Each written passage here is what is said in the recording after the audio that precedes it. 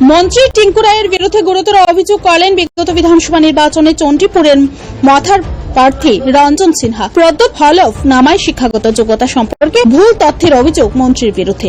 সদ্য সমাপ্ত রাজ্য বিধানসভা নির্বাচনে চণ্ডীপুর বিধানসভা কেন্দ্র থেকে ভারতীয় জনতা পার্টির মনোনীত প্রার্থী হিসেবে বিজয়ী হয়ে বর্তমানে সমাজ কল্যাণ এবং সমাজ শিক্ষা দপ্তরের মন্ত্রী হিসেবে দায়িত্বভার পালন করছেন টিঙ্কু রায়। তবে এবার প্রথা অনুযায়ী নির্বাচনের আগে টিঙ্কু রায় যে হলফনামা জমা দিয়েছিল সেই হলফনামায় ইচ্ছাকৃতভাবে শিক্ষাগত যোগ্যতার ক্ষেত্রে কারচুপি করছেন মন্ত্রী। এমনটাই অভিযোগ করছেন সংশ্লিষ্ট বিধানসভা কেন্দ্র থেকে মথা দলের হয়ে প্রতিদ্বন্দ্বিতা করা রঞ্জন সিনহা। শ্রী সিনহা দাবি করেছেন প্রদত্ত হলফনামায় টিঙ্কু রায় ওনার শিক্ষাগত যোগ্যতা দাখিল করার ক্ষেত্রে কারচুপির রাস্তা গ্রহণ করছেন, যা আইনগতভাবে দণ্ডনীয় এবং শাস্তিযোগ্য অপরাধ।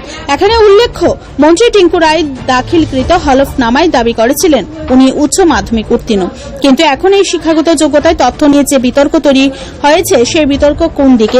আগে আমার আপনারা একটু পরিচয়টাও জানেন। আমার নাম রঞ্জন সিনহা, বাড়ি কৈলাস, এবং আমি এক্স সার্ভিসম্যান আর্মি।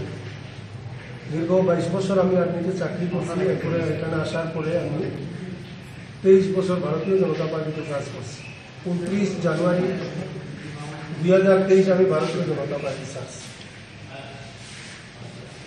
আজকে আপনার একটা বিশেষ একটা কারণে আপনাদের সামনে আসতে বাধ্য হয়েছি। কিছু কিছু যে অন্যায় যেগুলো হইতেছে সেগুলো সম্পর্কে আমি আপনাদের কাছে একটা প্রেস বিজ্ঞপ্তিটা নিই, যেটা প্রত্যেকটা কপি আমি আপনাদের প্রত্যেকটা কপি পাইবেন, এবং আমি যে কথাগুলো কইব তার প্রত্যেকটা তথ্য আমার কাছে আছে। আমি আমার তথ্যের বাইরে আমি কোনো কথা বলব।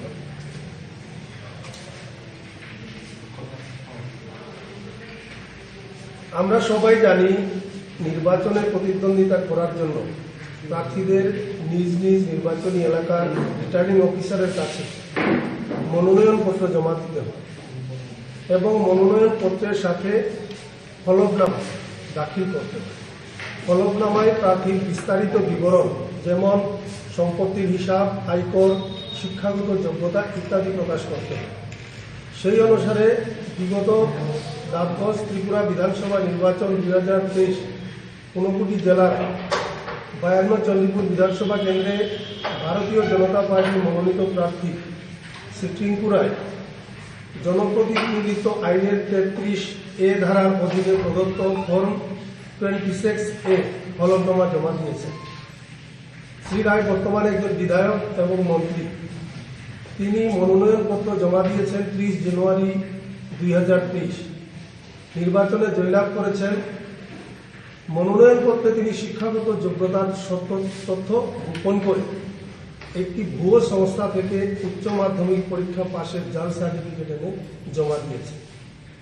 টিঙ্কু রায় দাবি করেছেন যে তিনি 29 বছর বয়সে 2004 সালে বোর্ড অফ সেকেন্ডারি এডুকেশন মধ্য ভারত গোয়ালিয়র দ্বাদশ শ্রেণী পরীক্ষা পাশ করেছিলেন, যা বাস্তবে অস্বাভাবিক এবং অবিশ্বাস্য। যেখানে 17-18 বছরে আমরা দ্বাদশ শ্রেণী পাশ করি, উনি 29 বছর বয়সে দ্বাদশ শ্রেণী পাশ করেছেন। বোর্ড অফ সেকেন্ডারি এডুকেশন মধ্য ভারত,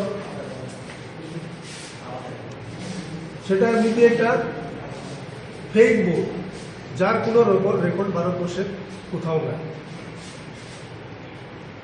জনপ্রতিনিধিত্ব আইনের 33A ধারার হলফনামা ফর্ম 26A তার দেওয়া শিক্ষাগত যোগ্যতার তথ্য সম্পূর্ণ মিথ্যা এবং তঞ্চকতাপূর্ণ।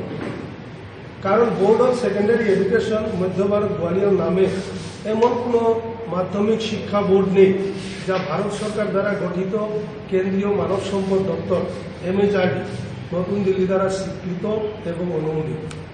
টিঙ্কু রায় ভারতীয় দণ্ডবিধির 177 ধারা অনুযায়ী, অর্থাৎ সত্য তথ্য গোপন করে মিথ্যা তথ্য প্রদান করার জন্য কারাবাসযোগ্য শাস্তির অপরাধী, এবং একই সঙ্গে তিনি তার শিক্ষাগত যোগ্যতা সম্পর্কে ইচ্ছাকৃতভাবে হলফনামায় মিথ্যা এবং জাল তথ্য প্রদানের জন্য একজন বিধায়ক ও মন্ত্রী হিসাবে সম্পূর্ণ অযোগ্য।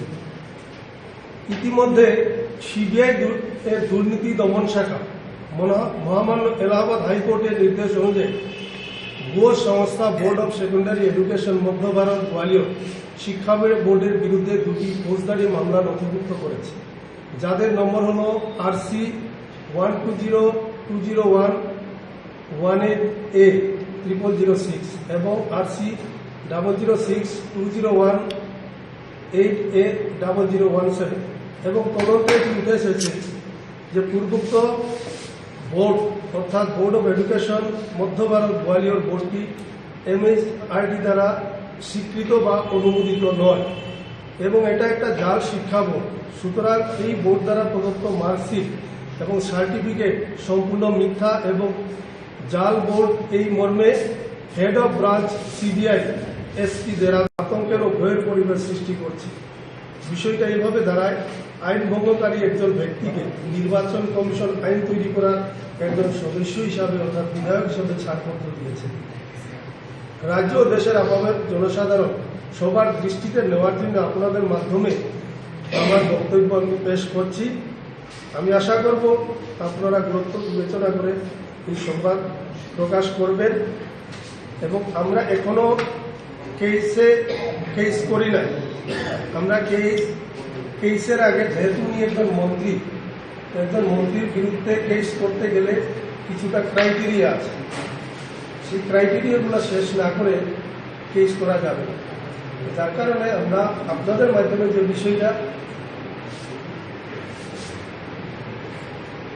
আজকের এই বিষয়টা আপনাদের মাধ্যমে আমরা সমগ্র ত্রিপুরা রাজ্যের জনসাধারণকে অবগত করার জন্য আমি আছি আপনাদের এই আমাদের সাংবাদিক সম্মেলন আপনাদের দ্বিতীয় স্টেপ হল আমরা নির্বাচন কমিশনকে, কেননা এই তথ্যগুলো সংগ্রহ করতে আমার কিছু সময় লেগেছে, কারণ RTI দিয়ে আনতে হয়েছে অনেক জায়গা থেকে, CBI থেকেও আমি RTI দিয়ে গেছি, তো যার কারণে MHRD থেকে আমি RTI দিয়ে গেছি, যার কারণে আমার একটু দেরি হয়েছে। তো পরবর্তীতে আমরা এই কিছুদিনের মধ্যে আমরা নির্বাচন কমিশনার ইলেকশন কমিশনার সবাইকে আমরা জানাবো এবং পরবর্তী পদক্ষেপ যদি আমাদের কেসে যেতে হয় আমরা কেসে যাব। যেহেতু আমরা মণিপুর হাইকোর্টের যে রিপোর্টটা সেখানে দুইটা বিষয় যেটা আমি এখানে উল্লেখ করি নাই। এক বিষয় উনি ওনার নমিনেশনে BA পাস পাঞ্জাব ইউনিভার্সিটি লিখেছেন, অ্যাকচুয়ালি উনি 12 পাস। আর আরেকটা ওনার একটা ড্রাগসের কেস ছিল, সেই দুইটা জিনিস সেখানে ভুল তথ্য দেওয়ার কারণে সেটা এফিডেভিট যেটা আমরা হলফনামায় জমা না দেওয়ার কারণে ওনার এটা 2021 সালে ওনার নমিনেশন বাতিল করে দেওয়া হয়েছে। 2 নম্বর পজিশনে যিনি ছিলেন তাকে এমএলএ ঘোষণা করা হয়েছে, সেটাও আমার কাছে আছে, কিন্তু সেটা 100 পাতা তার তথ্য।